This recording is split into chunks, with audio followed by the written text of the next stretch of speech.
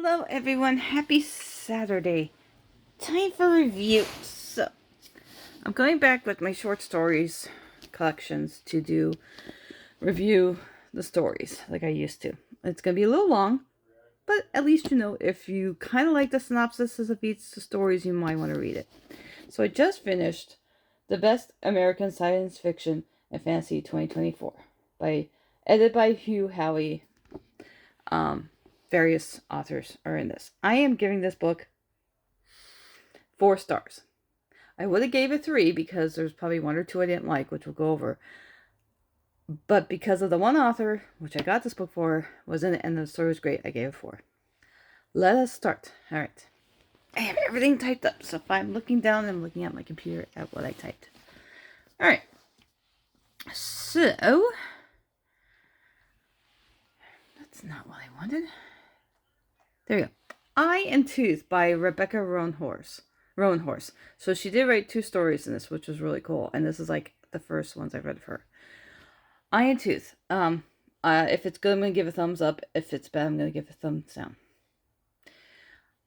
I had no idea who the characters were in the story, but they're pretty awesome when they answer a house call about a monster. Is it really a monster? So, yeah. Bari and the Resurrected Flower.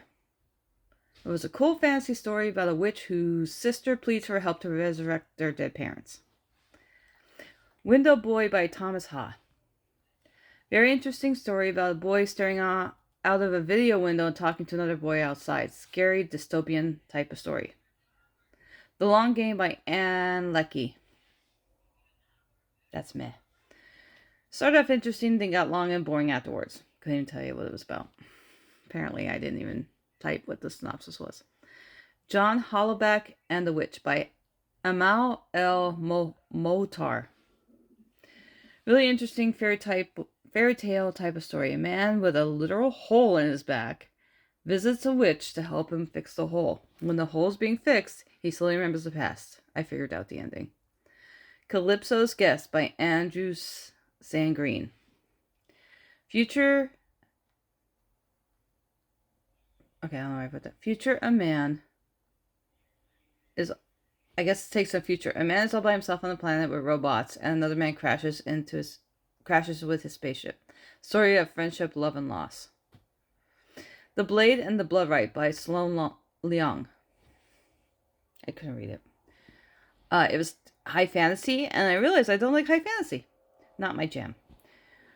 Form 8774-D by Alex Irvine. About a girl who processes forms for people who want to register as metahuman superhero.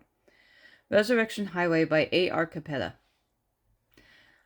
Story about a girl who can resurrect a car from the dead. Very Mad Max-esque type of story. The Four Last Things by Christopher Rowe. Boring. I didn't finish it. Emotional Resonance by V.M. Alea. It was a cozy fantasy about 2 killer robots falling in love. How do you not like that?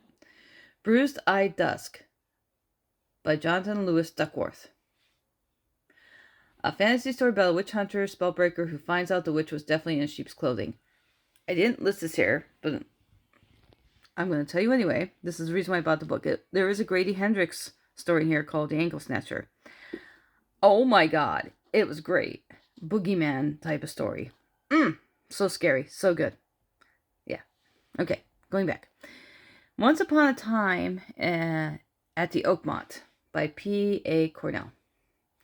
One time travel story within a hotel in New York City. How to Raise a Kraken in Your Bathtub by P. DeJelly Clark. Kraken. Love it. Just a wonderful, wonderful story. Basically raising a kraken in the bathtub. Okay. Falling Bodies by Rebecca Roanhorse. It was a sci-fi story about a college kid who's torn between his senator adopted dad and trying to live a normal life. And the last story, If Someone You Love Has Become a Verdulac by Sam J. Miller. It's a vampire type of story about twin brothers. So, all in all, great reads. There was 2 I couldn't read, but most of it I loved. And once again, It's the best American science fiction and fantasy in 2024. So I highly recommend it if you like sci-fi and fantasy with a little bit of horror. And I gave it 4 stars. All right, now that's it for me today. Finally finished all my books for February. I'm looking forward to March. Everyone have a great weekend, and I'll see you next time. Bye.